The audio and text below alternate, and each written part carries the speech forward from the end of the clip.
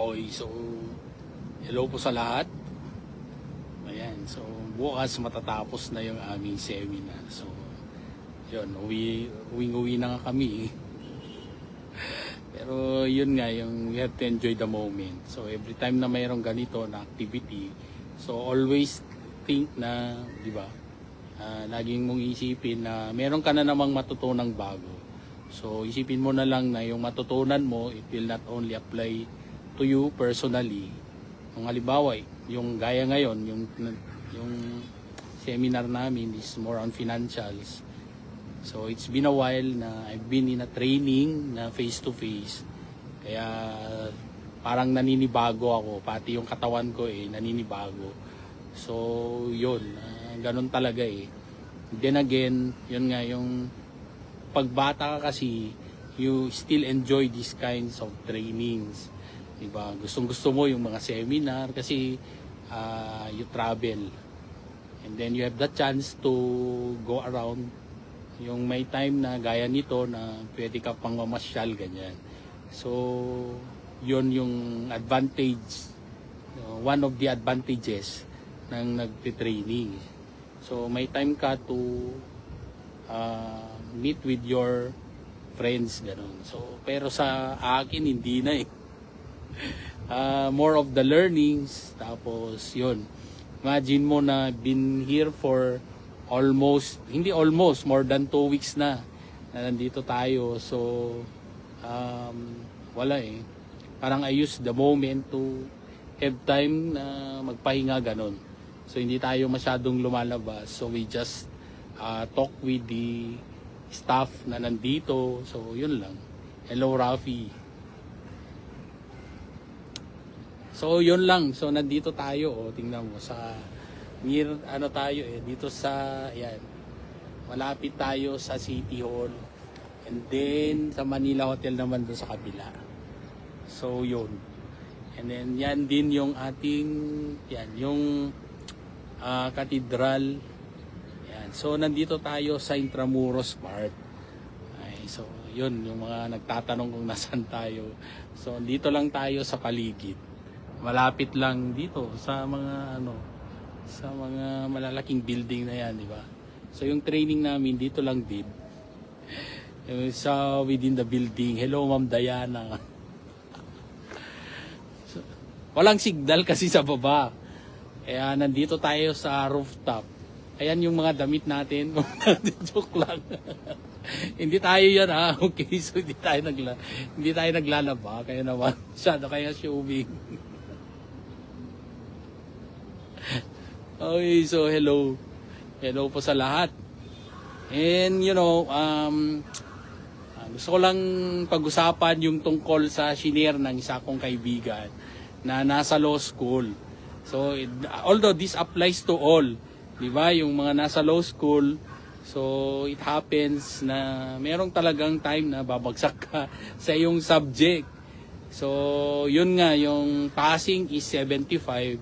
So, it so happened that she was able to get only 74.10. So, syempre, malungkot siya doon kasi it will be a delayed success for her, okay, to graduate. So, sabi ko sa kanya, isipin mo na lang na everything happens for a reason. So, if there is a delay and you did your part, okay, nothing to worry. That is only a delayed success. Hello, Ma'am Dayan. Okay, so nandito tayo sa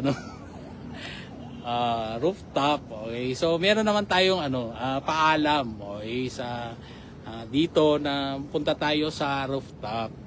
Kasi nga unang-una maganda yung view and kahit paano pwede din tayong mag-relax. Kasi dito pala pwede kang mag-jogging sa likod. Ayan. So tayo kasi ay kilalang hindi nagja-jogging, kaya hindi tayo nagja-jogging. Nagano na lang tayo, just sit down and relax. Okay, so yun lang. And yun lang gagawin natin, mag-relax, enjoy the view kasi maganda yung paligid. Actually, maganda eh. O yan lang. O yun, nahulog yung damit o. So dahil hindi naman tayo yun, hindi natin pupulutin. makasarili. Hindi naman kasi nagla-live pa tayo kaya talaga. So, yun nga yung lagi kong sinasabi sa mga yung sa eskwelahan, di ba, may nagfe-fail sa kanilang mga subjects. So as long as you did your part, you did your best, but your best is not enough. So ano na ngayon? Siyempre, there are circumstances that would contribute to your failure. So minsan hindi yan hindi rin yan factor na ikaw. So yung di ba may mga other factors like for example sa family mo, so it so happen na meron kayong problema, personal na problem, so may explain mo rin sa sarili mo. So if you can explain it to yourself, okay, bumagsak ako dahil yon yung rason. So yun, and one thing more, you do not have that obligation to explain to other people kasi ikaw lang kasing nag-iisip na parang, di ba, yung iniisip mo is parang yung ibang tao nakikialam sa'yo. So, wag kang mag-isip ng ganon kasi hindi sila nag-iisip ng ganon. Hindi ka nila pinag-iisipan ng masama. Ikaw lang yung nag-iisip ng masama sa sarili mo. Unless they will be very vocal in telling you their feelings na bakit ka bumagsak o yun, yung mga ganon. So, yun yung time na you share your yung rason, or you just keep silent, di ba? Kasi anyway, you do not have that obligation to tell others your reason. Okay, so tayo lang kasi nagiging defensive tayo eh. Nagiging defensive tayo sa mga bagay na hindi naman kailangan. Okay, so anyway, yung mawawalan naman ikaw, sarili mo mawawalan ka ng pera kasi syempre ulitin mo ulit yung subject. Okay, mag-aaral ka ulit. But then again, you use that as you use that na parang, okay, bumagsak ako, so madadagdagan lalo yung aking knowledge sa subject na yan. So pagdating sa board exam, hindi mo na problemahin yan kasi 2 beses mo na siyang inaral. If you look it that way, so that would be to your advantage. Pero kung ikaw yung masyadong, di ba, yung dinadamdam mo yan, so it would, of course, you expect na negative yung impact niya sa'yo. So isipin mo na lang na that should be a motivation to you na isipin mo na lang yung benefit na you were not able to make it, it's because of other reasons. And yung reason na yon, ikaw lang naman nakakalam sa sarili mo. So yun lang, yung kasi I have syempre ako rin, di ba? When I took up law, I really didn't expect na there will be subjects that I will not be able to make it.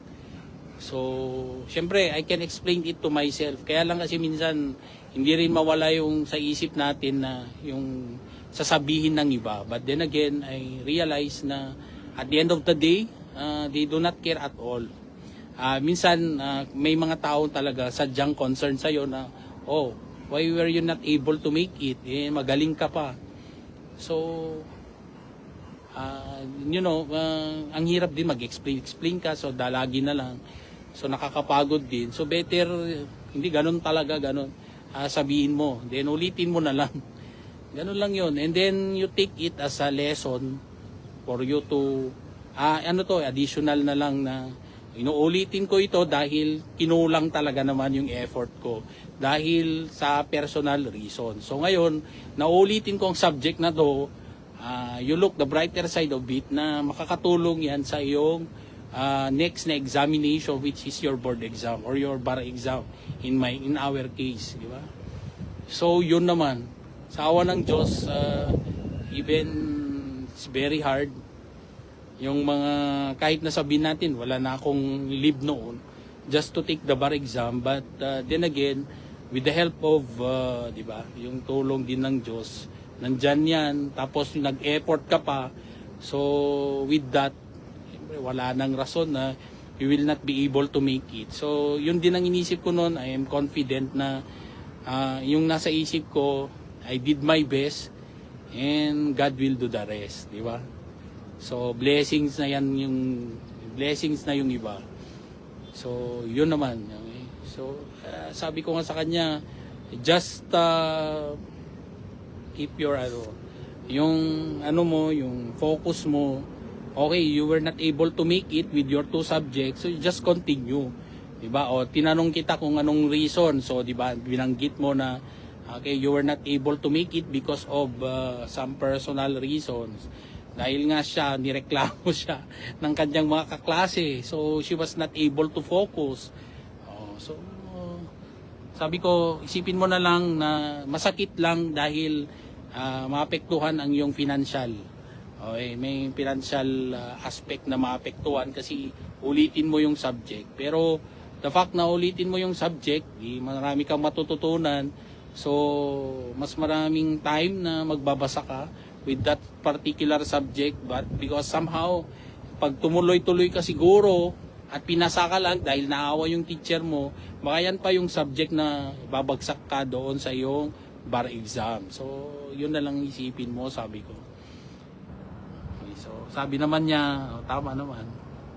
Okay, so, you'd rather think that way than to, di ba, yung mag-isip ka pa ng paraan na, mag-iisip ka pa na, di ba, masasaktan ka dahil sa ginawa ng classmate mo sa'yo. So, baka mag-isip ka pa ng hindi tama. So, hindi maganda yun. Yun lang. So, it's already 56 in our time. So, you expect me more na we will have social media presence because we are looking forward na I will team up with a local comedian. So, abangan nyo yan. Si Uncle Isaac Vlog. So, Uncle Isaac. Okay, so, kumusta ka naman? So we are already in talks with him na in the future we will collaborate. Ipapasok natin yung ating kaalaman sa batas para lalawak yung ating sakop kasi siya siyempre mas malaki na yung kanyang base. Okay, yung fan base niya mas malawak na. So we will be using his influence para dadami yung ating followers kasi we are looking forward na mas marami pang mga kabataan yung ating mari-reach out kasi in the past months maraming mga kabataan ang involved sa mga illegal activities or some abuses. Okay, it depends when it happens within or outside the school. So ayaw nating nangyayari yon kasi unang-una we have to change yung approach natin siguro tungkol sa batas na ipaalam natin na despite the fact na siyempre yung una 'di ba yung mga kabataan kasi ngayon parang ang akala nila because of their minority they are not in a way liable to a crime. Okay, yung hindi sila liable sa crime. So sabi namin, okay, we have to change yung ating approach. Although they are accorded with protection under the law, i-emphasize din natin na meron din silang tinatawag na liability. Now when you talk about crime, there are 2 liabilities. Kasi nga nandun sa ating revised penal code, particularly Article 100 of the revised penal code, every person criminally liable is civilly liable.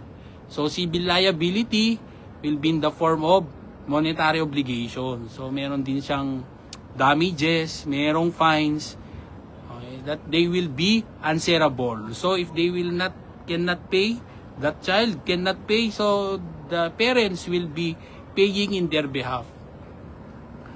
Okay, so yun ang gusto nating liwanagin. And if they are already above 15 years old to 18 years old, and they acted with discernment, ay nako, suspended sentence lang yan. Okay, they would still be put into prison. Okay, so gusto nating liwanagin yun. We have to instill in their minds na yung ating batas ay, eto yung batas natin, dapat ninyong pahalagahan.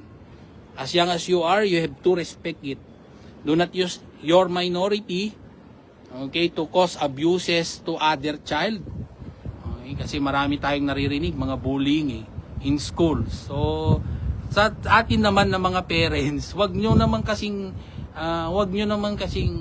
damdamin na parang may galit yung ibang parents sa'yo kung nire-report ang anak nyo. Okay? So, if you know your child na meron siyang mga behavior na hindi tama, na aayusin sa paraan ng pagre-report sa iyong bata, so dapat naman yun na yung opportunity nyo na kung siguro hindi nyo nakakayanang disiplinahin ang iyong anak, kasi unang-una anak mo yan ayaw mong saktan, pero yan na yung way na i-remind mo siya na anak, hindi rin tama yan. Okay, meron tayong batas, so yun ang basehan. So I cannot protect you all the way as you grow up. Okay, so yun yung point natin Kasi okay, sabi ko, in the past, we used to teach children that they have protections provided for in by law. And that is correct. But then again, yun nga, yung sabi ko, we have to remind them as well that they have also liabilities under the law. Okay, so yun lang. Kasi nasanay tayo na we educate children na violence against women and their children. Okay, so VAUSI. So, mayroon tayong anti-violence. So, an anti-VAUSI law with the Children's Protection Act. Okay, so, maraming protection. Okay, sa totoo naman, meron silang protection na binibigay ng batas, pero meron din silang responsibility that they have to observe under the law. Okay, sa Juvenile Justice and Welfare Act, ayan, ini-specify po doon yung mga age of criminal liability. So, in the absence of criminal liability, may civil liability po. So, yun lang gusto nating parating. And anyway, ayan, gumagabi na rito. So, I think that's it for now. And abangan ninyo yung aming collaboration. So, yun lang yun. Gusto ko lang talagang parating. Mas lalong lalaki ang ating follower base para naman maliwanagan. Okay, yun lang gusto natin Yung mabigyan ng kaliwanagan, lalo na yung mga kabataan. Kasi yung mga kabataan, sila din yung they will grow older. Sila din yung magiging magulang, ganyan. So at least as young as they are, alam na nila na we have laws that governs them, their rights, and as well as their responsibilities. So yun lang po. So magandang hapon po sa lahat.